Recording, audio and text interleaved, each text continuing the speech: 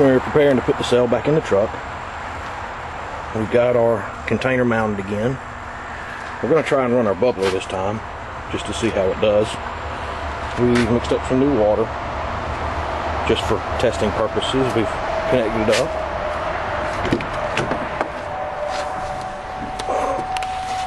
We hit the switch.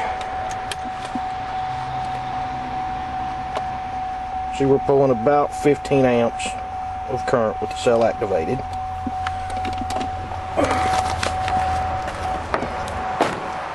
We got decent output.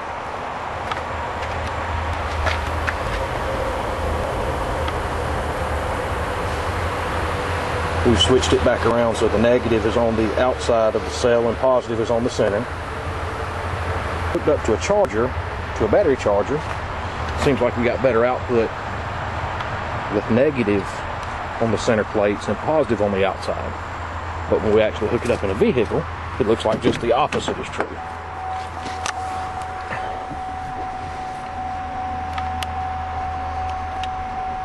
Which again, that's still got low amperage. So once the cell heats up, it will go up slightly, and hopefully our production will go up as well. And we're going to try and fill the tank up and run it for a little while and see what it does. Before the video's out, I'll try and have everything hooked up and have it inside of its permanent container. We've pretty well got everything put together. We're still pulling around 15, maybe a little over 15 amps. I've got the cell fully reassembled. Just for giggles, I've hooked the output up to a balloon. See the cell over here, instead of running back over into the intake like I'm going to do, it's just running over through the hose into the balloon. I don't know if you can see the balloon pulsating as it's slowly filling up.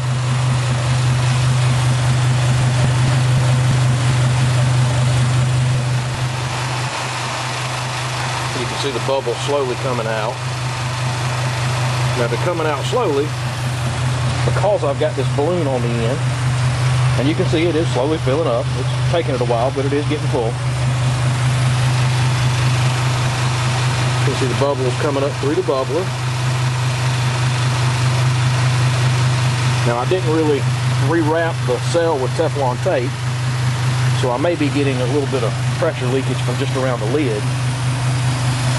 But we are hooked back up and we are running again. In a few minutes I'm going to hook the line back into the intake. I've just got a T that I'm going to place in line, and this vacuum hose runs over here to the fuel pressure regulator. So we're just sharing that same vacuum source.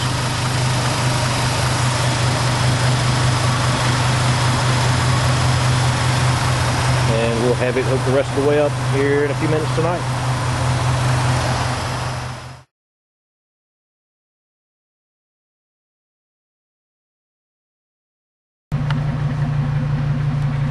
We're hooked up, we're running, what, almost 20 amps.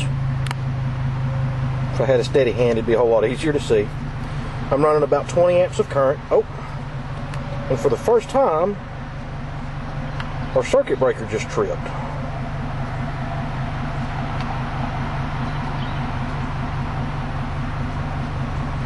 That has not happened before.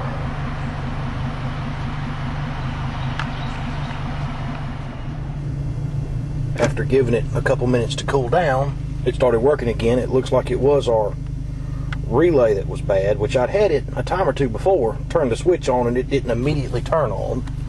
So we're going to the Advanced Auto Parts right now to buy a new relay. I've had several people ask how my changed intake does performance-wise.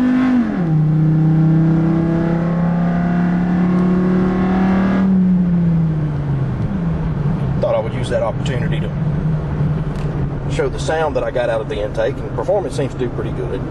Since I changed the intake, I've been getting about an additional 2 miles per gallon, so it has definitely been worth the investment, especially now that gas is $3.50 a gallon. The $10 worth of PVC pipe has definitely paid for itself. but we're going to the parts house to get a new relay, and when we get back home, we'll get it installed. We are back. Got the new relay. As soon as we hit the switch, it turns on. Right now, it's pulling about 20 amps. It came back on and started working a few minutes ago with the old relay. I went ahead and let it run as I went to town to buy the new one. New relay was about $7 or $8 at Advanced Auto Parts.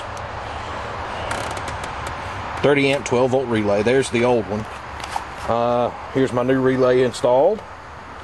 I've got a circuit breaker in line instead of having a fuse. That way if it blows, that circuit breaker will reset itself and I'll have power again. Folks have asked how I've got this wired. I'm going from a switched 12 volt source for my power switch inside. The power switch just controls the relay. The relay is hooked up to my circuit breaker. I'm coming out of my fuse box into my circuit breaker, through the relay, and then cutting across going over to the cell. Now I've also got that ammeter installed in line, so that's a little bit more, but that would be a basic setup, just having a switch, a relay, and a circuit breaker. And that's how that's set up. My intake, you can see it's just PVC running over. Had to put a hole in it for the airflow meter. The factory intake was real rough. It was flexible, and just by changing to that style intake, I gained about 2 miles per gallon. Now if I keep driving like I did a few minutes ago, that doesn't really count for anything.